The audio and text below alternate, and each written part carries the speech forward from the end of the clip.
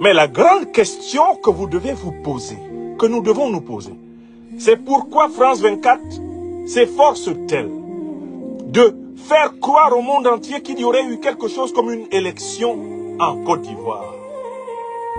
Écoutez bien la réponse. C'est parce que l'économie ivoirienne est actuellement la vache à lait des multinationales d'État françaises. Bolloré, Bouygues, Total, Orange, Carrefour, Super U et consorts se sucrent sur le sang, la sueur et les larmes du peuple ivoirien appauvri. Alassane Dramane Ouattara a garanti plus de 80% de l'économie ivoirienne aux intérêts étrangers.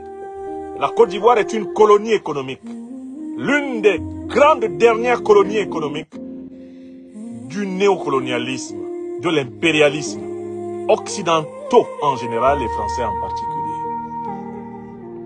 C'est pour sauver leurs mamelles, c'est pour sauver leur poste de péage, leur poste de douane, c'est pour sauver l'un des derniers bastions de la prédation économique française en Afrique que France 24 a été dépêchée avec des journalistes au visage hirsute, au visage fadasse, avec des mines patibulaires, pour tenter de légitimer un braquage électoral, un coup d'état civil, un 4e mandat inconstitutionnel, une violation flagrante de l'âme et de la dignité du peuple ivoirien.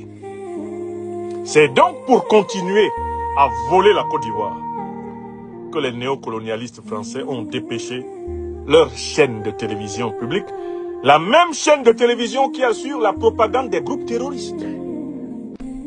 La même chaîne de télévision qui permet au chef d'AQMI de s'exprimer en mondovision. La même chaîne de télévision où les terror-journalistes Wassim Nasr, Serge Daniel Bobo Hungada, le hibou de Dakar, et tous les autres individus stipendiés du pseudo-terror-journalisme s'expriment. C'est cette chaîne qui essaye de présenter le fiasco, le marasme, le non-lieu électoral d'Abidjan ce 25 octobre 2025 comme étant une élection. La lutte du peuple ivoirien pour se libérer de l'imposteur Ouattara va porter du fruit. Alassane Ouattara partira pire qu'il est venu.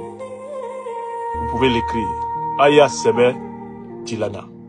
Je tenais à protester contre le non-journalisme, contre le journalisme abject, contre le terror-journalisme, contre le mytho-journalisme de France 24.